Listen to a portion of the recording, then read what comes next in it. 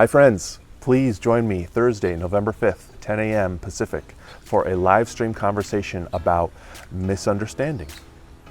We are obviously divided politically, socially, culturally. The main question is hopefully the first of many conversations on the question of how can we help people who see things differently misunderstand each other a little bit less.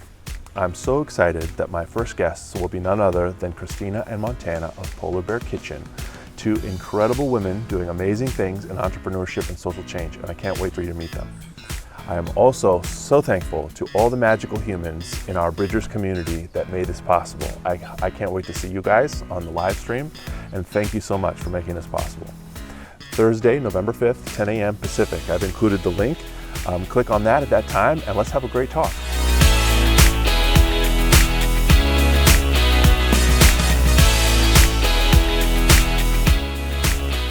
Okay, today we're going to talk about Arabic. Today I have the pleasure of talking to John Filson, who has a very rich background of experience in Arabic, and we're going to talk about the wonders of learning Arabic and all of its different variations. And at the end, or in the middle, at some point, we're going to try and speak to each other. John is a fluent speaker of Iraqi Arabic. I am a struggling speaker of Fusha, and we're going to see how far we go. And if you like learning languages the way I do, come and visit us at Link. Hello, John. Can you briefly tell us about yourself and your background in Arabic? Hello, Steve. Yes, I'm John Filson. I was a relief worker in Iraq from 2007 to 2009. And I was entirely on my own without other English speakers, or rather foreign English speakers. And so it was sink or swim to learn Iraqi Arabic. So I learned just by speaking with people. So I can speak the Iraqi dialect fairly well, not fluent at all, but enough to communicate. But I still have not learned reading and writing the modern standard Arabic. So there's a little contrast there. Okay, and we will, as I said, we're going to experiment a little bit because it's all a mystery to me. I'm discovering the language. And what I have found, before I started into Arabic, I heard, well, each language is different and stuff. And I see the unity.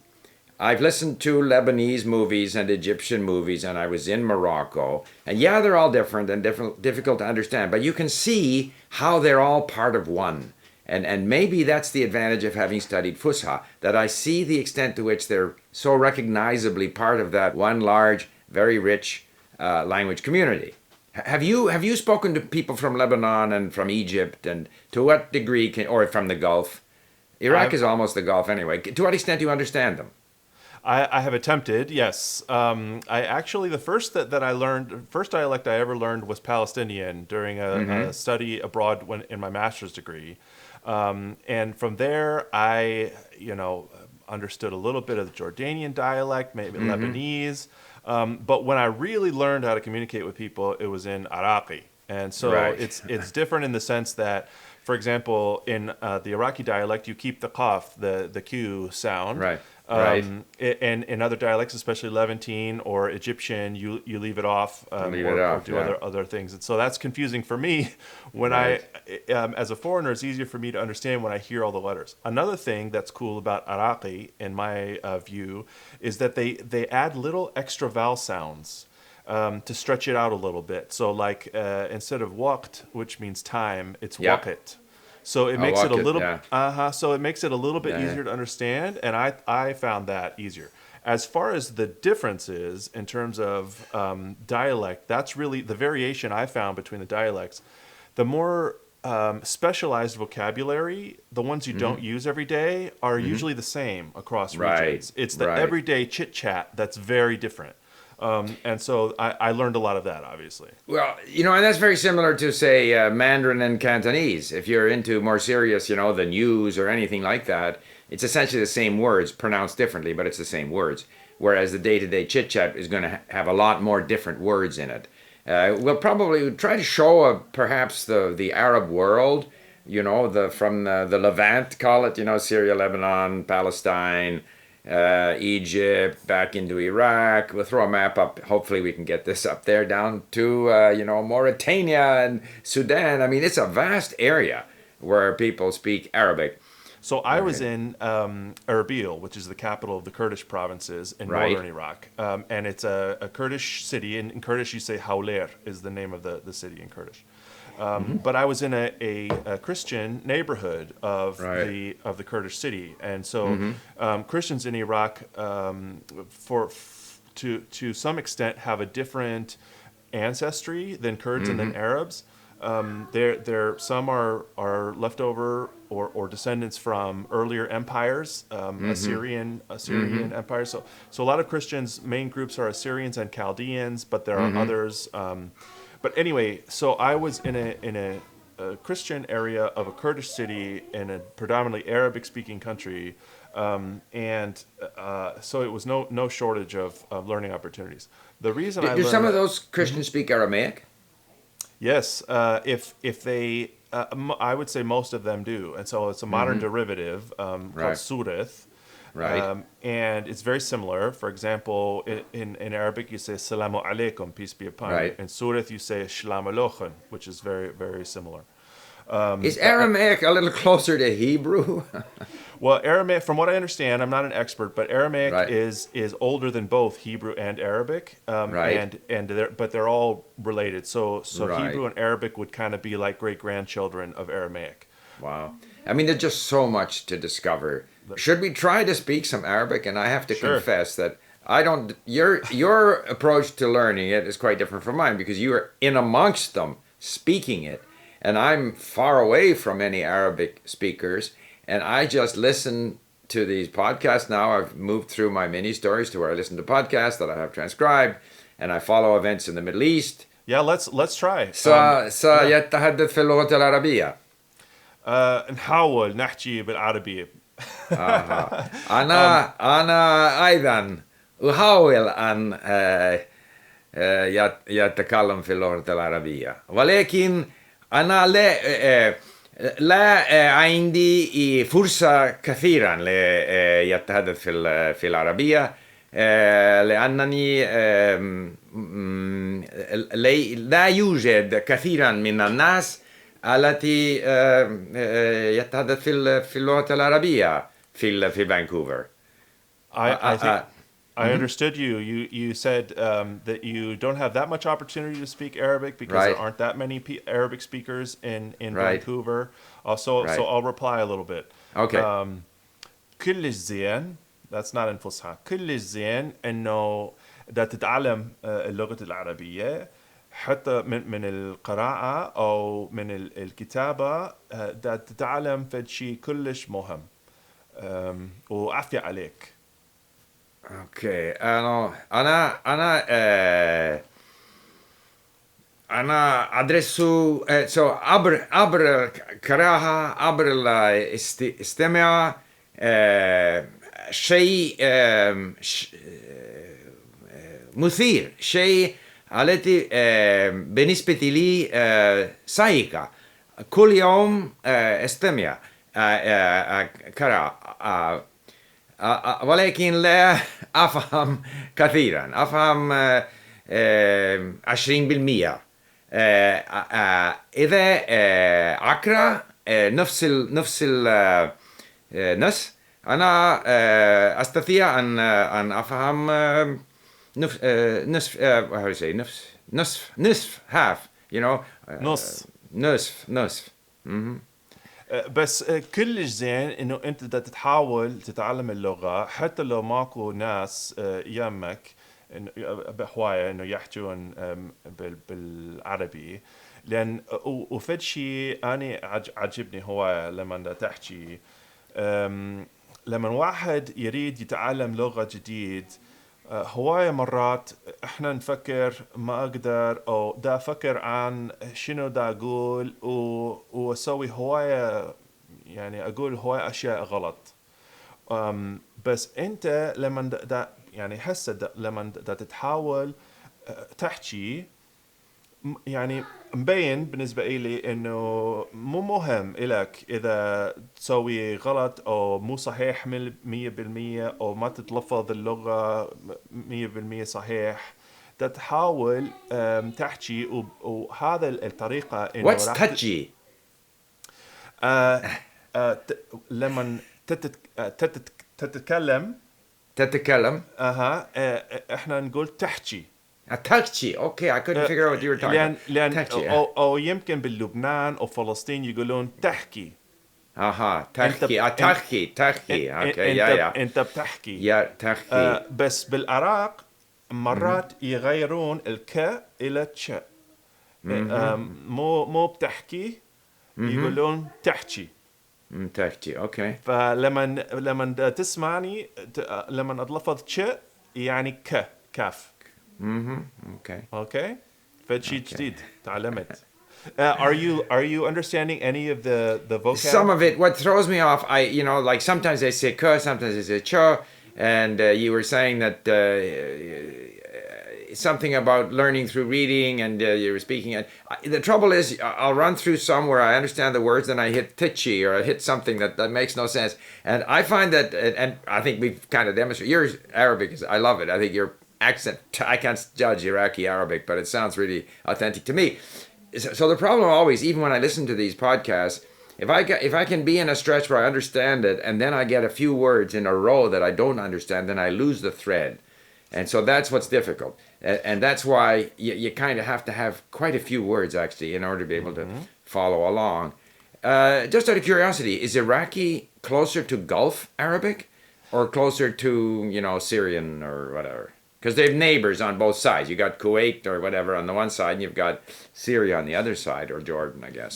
I don't know exactly. I suppose my guess is that it depends on the region. For example, Moslawi, Arabi Moslawi, the Lahja Moslawiya, from people from Mosul, which is closer to Syria. Maybe their accent is closer to Syrian, or Basra, which is near the Gulf. Maybe it's closer to Khaliji, Gulfi. Right, Khaliji, yeah.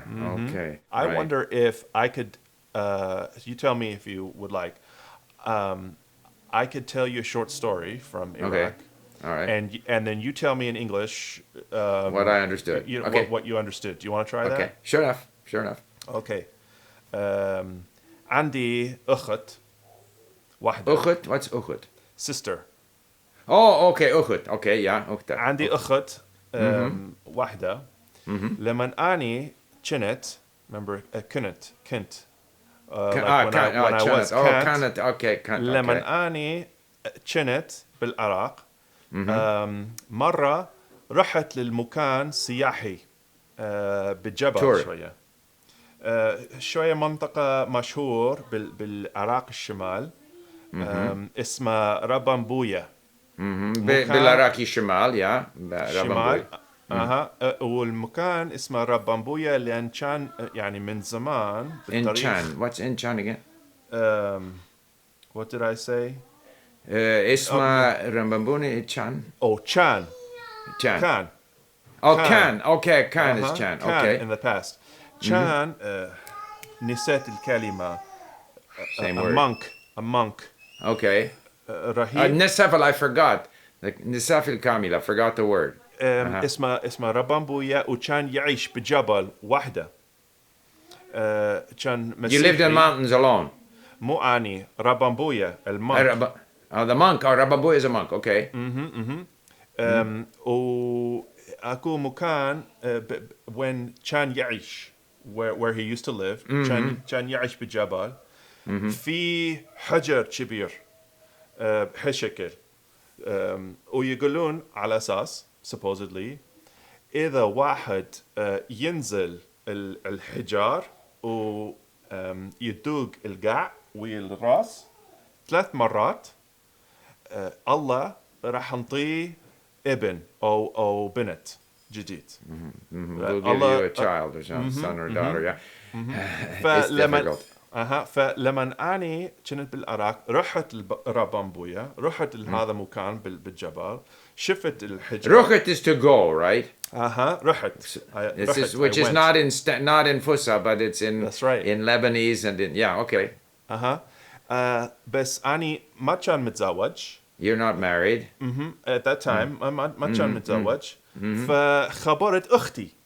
So you told your sister. So خبرت يعني بالجبل بالنص العراق يعني بالسلولار بالموبايل خبرت أختي بالأمريكا اسمها كاري. كاري أنا راح أسوي راح أنزل هذا حجر حتى الله. What's hajar again? Rock, a big stone. Okay, I don't know that word. Okay. بس أنا ما متزوج. أنت متزوجة. أنت وما عندك أطفال لحد الآن. ما أطفال ليس أطفال. Yeah, okay. لا لديها. Okay. You don't have children yet. Right.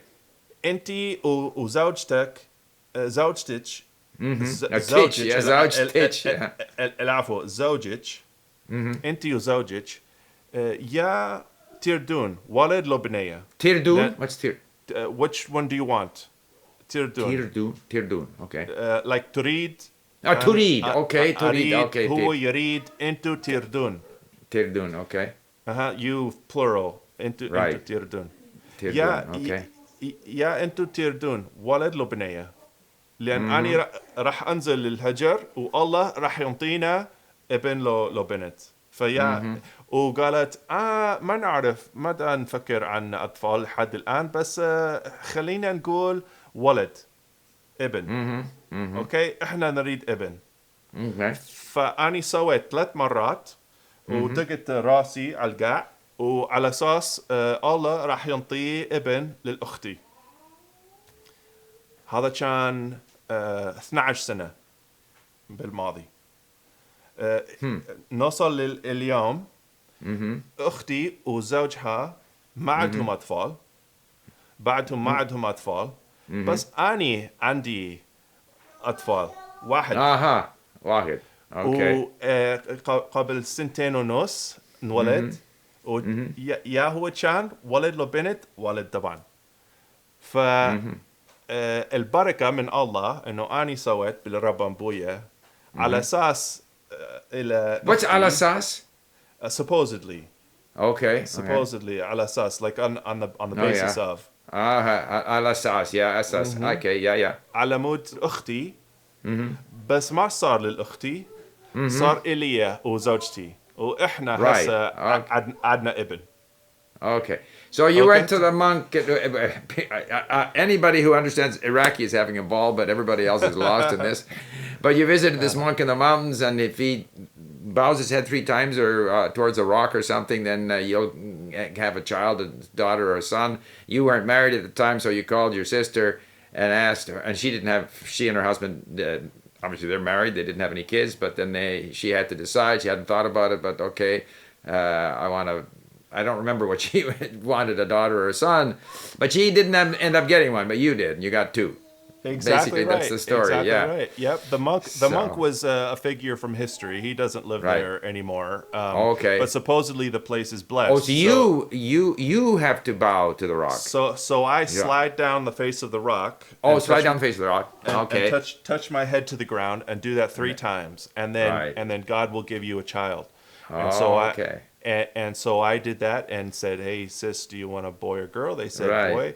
And they ended up not getting one, but I did. So, which is the legend that God gives you a child. The blessing isn't that you call somebody up and say, "Hey, which one do you want?" Meanwhile, I'm doing so God hadn't factored in modern cell phone technology. Exactly in the story. Okay, well, listen. Thank you for all of that, and it was fun, and we should do this again. But in the meantime, I've said, we want to obviously improve our Arabic service, our service either teaching Arabic or our interface in Arabic.